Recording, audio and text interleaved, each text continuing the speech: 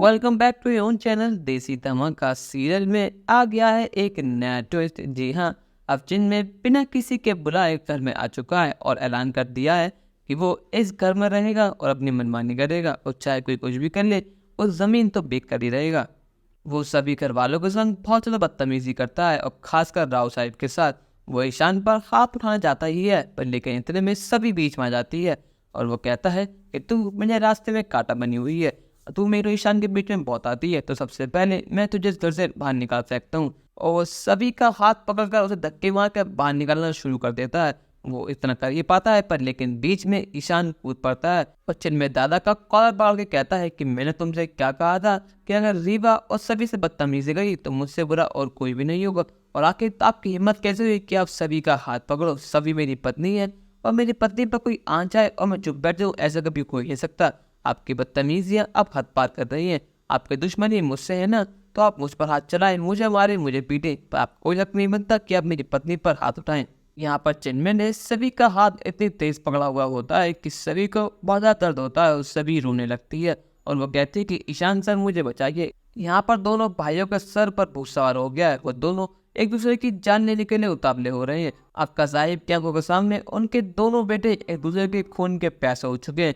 पर लेकिन यहाँ पर राव साहिब सभी की साइड लेते हैं और चिन्मय को बहुत विदा सुनाते हैं। वो कहते हैं कि आखिर तेरी हिम्मत कैसे हुई इस घर की बहू को हाथ लगाने की?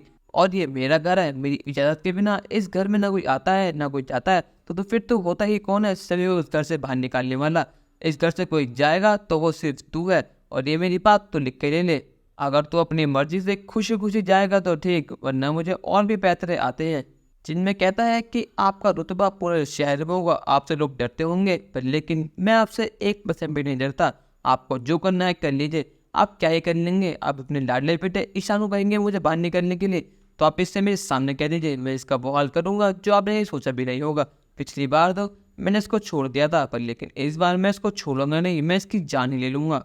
और वैसे भी ये मेरा घर है, मैं यहाँ पर रहूँगा, चाहे किसी में दम हो तो मुझे बाहर निकाल के दिखाए। जब चिन्मय सभी को धक्के मार के घर से बाहर निकाल रहा था तो घर का एक मेंबर बहुत ज्यादा खुश था। जी हाँ, वो ध्रुवा नहीं बल्कि रीवा है। रीवा एक पल के लिए सही बहुत ज्यादा खुश हो गई, क्योंकि उसे लग रहा था अगर सभी इस घर से चली जाएगी तो ईशान का सारा ध्यान उस पर रहेगा और दोनों नजदीकियां फिर से बढ़ जाएंगी, क्योंकि वरना अगर सभी जब तक यहाँ पर रहेगी तो ईशान कभी उसका हो ही नहीं पाएगा। वैसे तो रीवा सभी का बुरा नहीं चाहती, पर लेकिन बस वो चाहती है कि वो ईशान और उसके बीच कभी ना आए। यहाँ पर चिन्मय ने भोसले निवास में आकर एक जंग छेड़ दी है राव साहब और अपने बीच। चिन्मय की इन सही बदतमीजी को घर का एक फैमिली मेंबर सपोर्ट कर रहा है। जी हाँ, वो और कोई नहीं, शिखा है। शिखा को चिन्मय में पर अपना पति दिखाई दे रहा है। उसे चिन्मय की सारी बदतमीजियाँ, सारी हरकतें बिल्कुल भी दिखाई नहीं दे रही है।